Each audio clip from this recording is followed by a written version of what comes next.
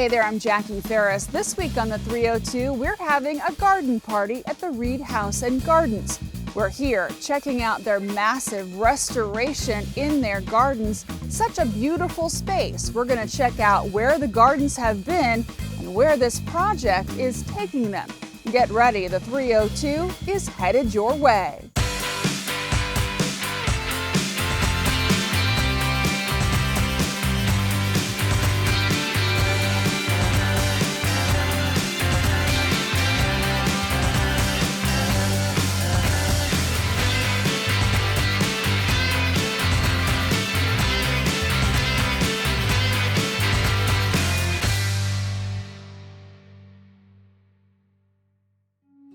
Hey everybody, we have the pleasure of being at the Reed House and Gardens garden to talk a little bit about a massive project to really bring this space back to life, restore it to where it was decades ago. I'm joined now by Debbie Harper to talk a little bit more about the history behind this garden and where we're going from here. Thank you so much for joining us. Thank you. I appreciate you being here. So talk to me about the history. These gardens have been tended by so many people who love them so much. They have been. Well, the house that you see behind us was built around 1800 by George Reed II. Magnificent house. It was the largest house in Delaware for a very long time. He intended to have a formal garden, but for various reasons, he never got around to it.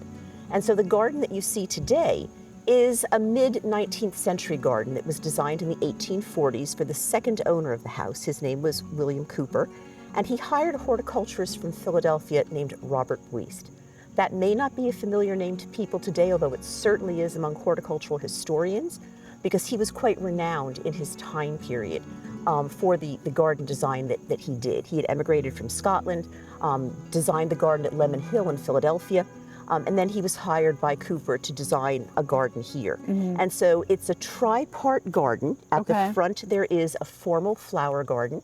We are standing in the Arboretum, which had specimen trees and meandering paths that one could just wander through. And even today, on a hot summer day, come into this garden and it's a lot cooler. It is a lot cooler. It's elsewhere. nice. And it smells amazing. It does. It does. It's very fragrant. And then he had an open space at the back, which was really kind of multi-use.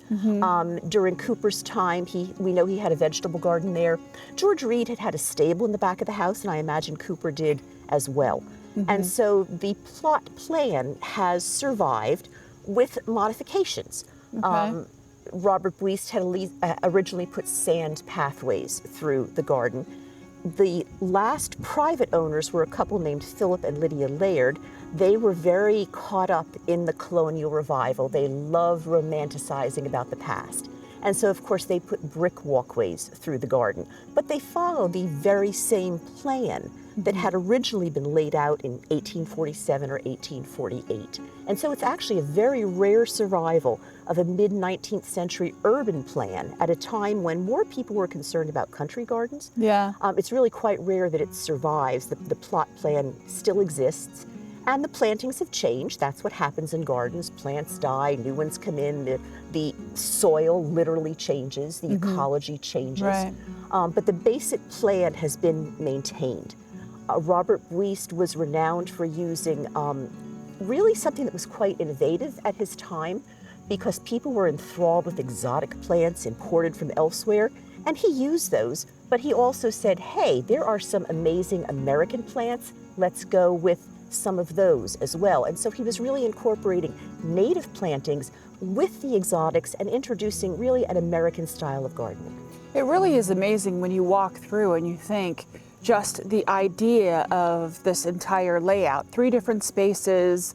You know, back in the day, whenever this was originally envisioned, I mean, this was something that was part of, it was prestigious to have the house, and not only the house, but to have a garden for entertaining and things. Talk to me a little bit about, you know, the aspect, the social aspect, and just, you know, what having a garden like this meant for you socially. Sure. Well, anyone who is familiar with Newcastle or any early town, the houses are placed very, very close together. And people have a little bit of land out back where they might have a small garden. but the idea of having a large quantity of land was quite unusual. And so Cooper was accumulating land. There had been many other houses on this property, even by the mid-18th century. Cooper was acquiring land and consolidating it in order to have this one luxurious pleasure garden, which most people had a practical garden. They had vegetables, they had herbs, and they put some flowers in with it where they could, but flowers were not the focus. Whereas Cooper has an entire garden in the parterre devoted to flowers. So it really was quite a luxury. It really is beautiful. And you think about some of these trees have been here for a very long time, right? Well, they're 20th century trees. We don't think any of them date back to the Cooper era. Even trees die and are replaced by others. So the latest thinking is that we don't have any survivals of trees from the 19th century, but they are absolutely survivals from the period of Philip and Lydia Laird, who moved into this house in 1920. When you look at the back part, it's very open. What kinds of things would they do in that back section? Well, as I say, Cooper had a vegetable garden there, we know that. When Philip and Lydia Laird purchased the house in 1920, they didn't need a vegetable garden. So they put a swimming pool in there. Okay. And they had espaliered fruit trees on trellises that one would walk under the trellises around the swimming pool area. They had a pool house there, a changing house, because of course one didn't change in the house and parade through the garden in one's bathing suit. One changed in the bathhouse. So they had that, and it was renowned in Newcastle. People today remember it. They talk about it all the time. They remember swimming in it when Lydia would invite people in. And so right now it is an open space that we have available for garden weddings take place there, or other events and activities. It's nice to have a big open space. And one of the purposes of our garden project is to make it even more user-friendly in a variety of ways. Fantastic. Well, thank you so much for sharing the history. And it starts in one place and it kind of evolves. We're going to talk to the person in charge of kind of bringing it back to life when we return.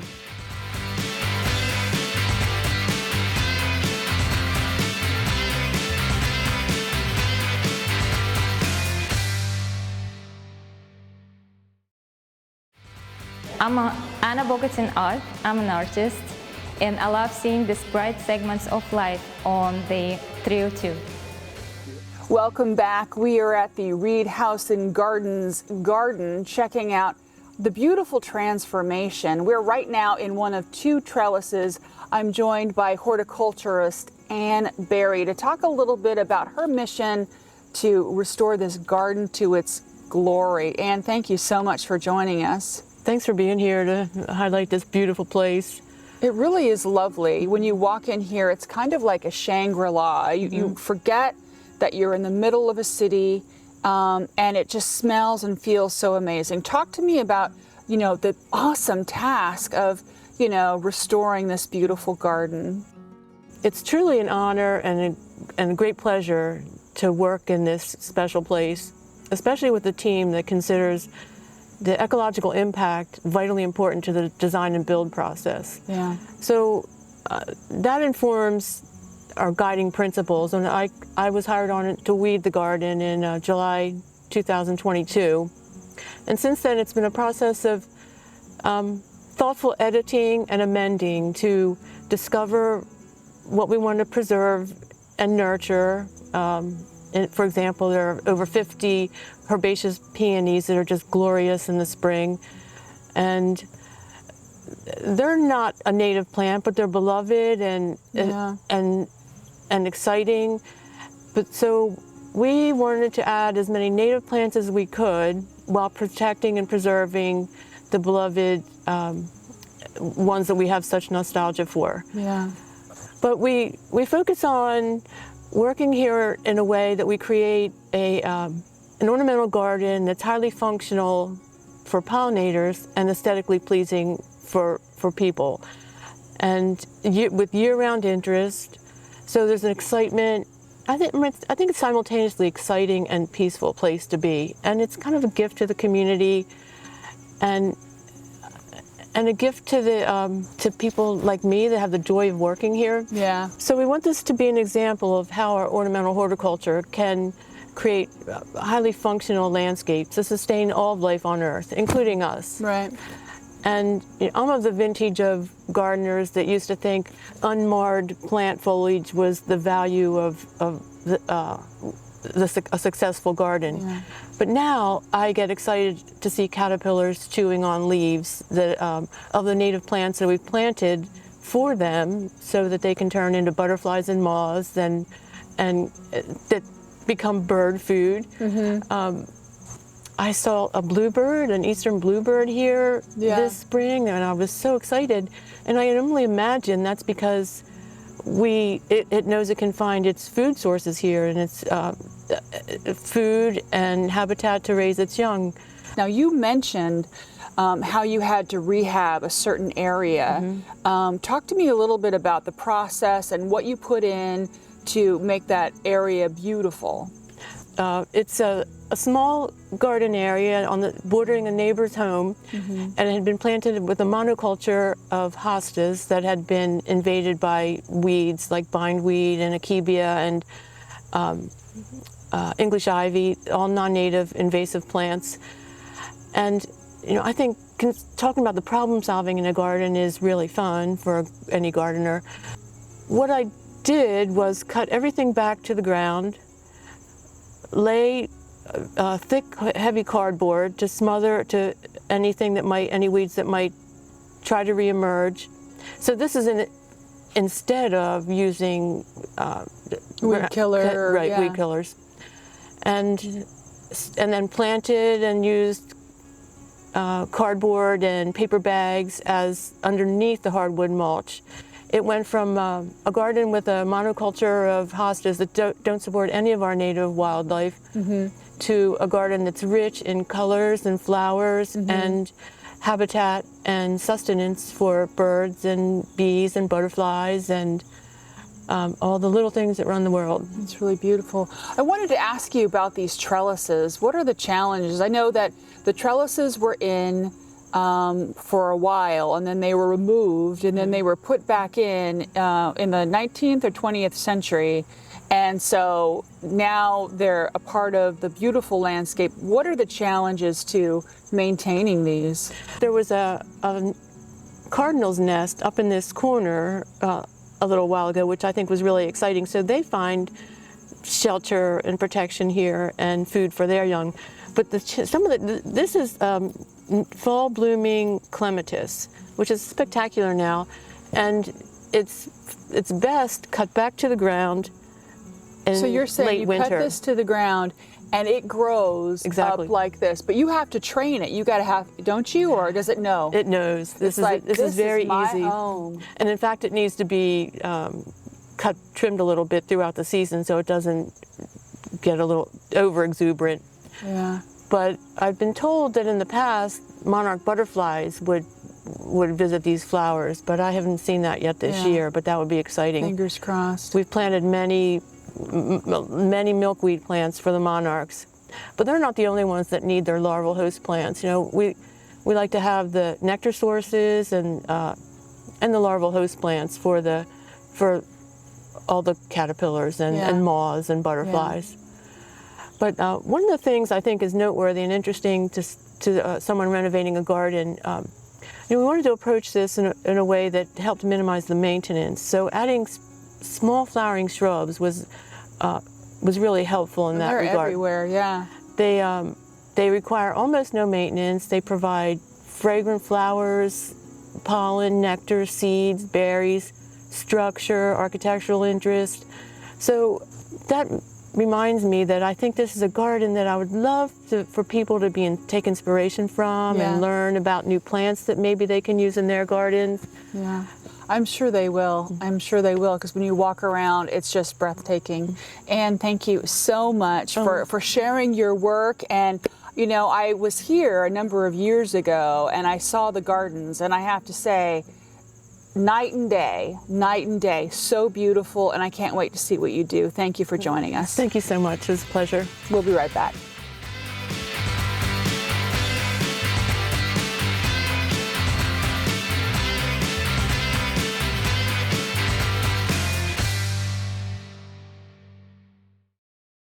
Hello, I'm Alexandra Deutsch, Director of Collections at Winterthur, and we love talking about art with the 302. Welcome back. We are still enjoying ourselves at the Reed House and Gardens Garden, where they have a massive garden project going on. And we're going to talk to Director Laura Earls exactly about what it takes to make this happen and what is happening in the future. Laura, thank you so much for joining us. Thank you so much for having me. So talk about just this massive project that you guys have undertaken. Yes, so actually I've been in my position for about 6 months now. Congratulations, by the way. Thank you. Thank you. It's been a whirlwind and a joy. Yeah. And essentially this is a project that I've inherited, and it was already well underway once I came in. So the entire Historical Society has had a part in making sure that this project is going in the direction it needs to go. And essentially, we are in the design stages of the project now. So we work with Foresight Associates. They have landscape architects that we've been working with to just make design decisions. And we are also working with Anna Wick. She is our liaison with Foresight. She teaches landscape architecture at the University of Delaware and has community ties. And part of the reason that we selected Foresight and Anna is because of their strong Newcastle community ties, and our overall goal for this project is ultimately to make us good neighbors here in Newcastle. Now you have all kinds of photos that show the evolution of this garden. Some things were put in and taken out and put back in, like the trellises. There was a swimming pool. I mean, when you look at all of those photos, what comes to mind? What kinds of things do you want to bring back and preserve? Honestly, we want to just preserve that character of the space. This is a very unique survival of a Victorian garden, and we're very invested in maintaining that historic integrity and balancing that with increased accessibility and making the space more usable for the community. So some of the changes that we're hoping to make include making these pathways more accessible for people who use mobility aids, and just cleaning a lot of things up and changing some of the plantings without drastically changing the layout of the garden. Those photos that you saw, that's the character that we were really invested in maintaining. So a lot of research to look at the photos and say, they have this kind of ornamental shrub, you know, what kind is it? So you're working very closely with the architects and everything. So this place is going to transform, basically. Yes, without being unrecognizable, I would say, and part of us part of the changes that we're making are making this garden more socially, environmentally sustainable, and part of how we'll do that is essentially preserving what you see here and neatening it up and just making sure that it's preserved for today's communities, both within and beyond Newcastle, and preserving it for future generations. Now, this kind of thing isn't cheap. This takes money. I know that there are grants involved, but you guys are also appealing to the public, is that right? Yes, and we do have a series of grants that are funding this project, and we are, we work with our advancement and communications team at the Delaware Historical Society to work to support this project. Yeah, because I know there are going to be people who are going to be watching this that are going to say, "It's so beautiful. I would like to donate to help." Them make this, Shangri-La come to life. So. If somebody wanted to reach out and wanted to donate to help, what do they have to do? You can go to Delaware Historical Society's website and contact our Director of Advancement and Communications, Kathleen Butler, and that is the best way to support us. And I know that we see benches here, and they're made of wood and everything. So if somebody was like, "I want to put a bench in there," those kinds of opportunities may be possible. Absolutely. So how do you plan for that? I mean, you get your design put together, right? And then you say it would be great to have a bench here, or when do you think you're going to have the plan together and start the the end game? We are right in the thick of it now. So I would say that the planning stage will probably take a few more months. And part of that is because we're a National Historic Landmark. Yeah. So we work with Delaware's State Historic Preservation Office and Newcastle's Historic Area Commission. And part of what these organizations do is ensure that we maintain the historical character and integrity of this space. So there's a lot of different voices and perspectives that need to be heard as we make a lot of these big decisions. But people can come now and they can enjoy the gardens Yes. as they are, and they have changed over the last couple of years drastically. They have, and our gardens are open dawn to dusk to the public. A lot of folks will walk through here with their families, with dogs. It's lovely to, come outside for your lunch break and see a family enjoying the flowers in the parterre garden. And we really encourage people to do that, and it is one of the best ways to enjoy the space. Fantastic. Well, thank you so much for sharing the project and how people can get involved. We can't wait to see what you do. Thanks so much for having me. I can't wait to have you back. You bet. We'll be right back.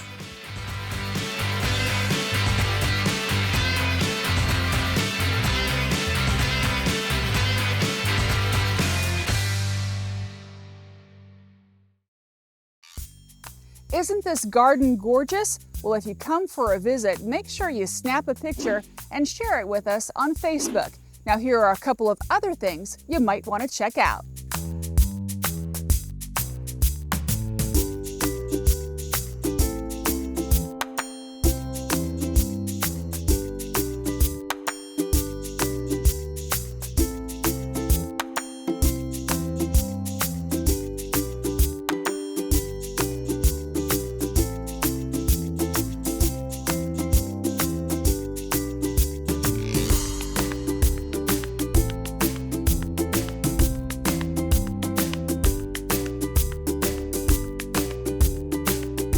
For more information on Reed House and Gardens, you can visit reedhouseandgardens.org. If you'd like to donate, you can visit dehistory.org.